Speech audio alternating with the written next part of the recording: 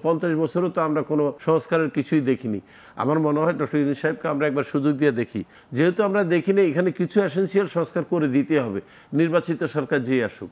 আমি বলতেছি না যে নির্বাচিত সরকার সংস্কার করতে পারবে না, পারবে, কিন্তু কিছু স্টার্ট করে দিয়ে যেতে হবে, যেটা ওরা ধারাবাহিকতা নিয়ে যাবে।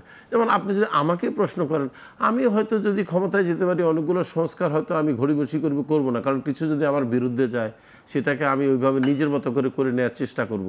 তা না হলে বিগত 3টা সরকারই আমি দেখেছি, কেউ 9 বছর, কেউ 10 বছর, কেউ 17 বছর পেয়েছি, কোনো আমি পরিবর্তন দেখিনি, তো কেউ পারেনি এইভাবে সংস্কার করতে। যেহেতু আমরা 3বার ফেলিওর হয়েছি, আমার মনে হয় ডক্টর ইউনূস সাহেবকে আমরা একবার সুযোগ দিয়ে দেখি।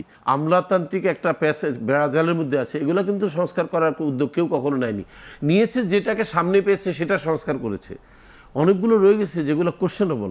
যেমন আমি আইনের বিচার সুশাসনের কথা বলবো, আইনের শাসন প্রতিষ্ঠার কথা বলবো। আমরা তো এখন পর্যন্ত আইনের শাসনের মধ্যে নেই।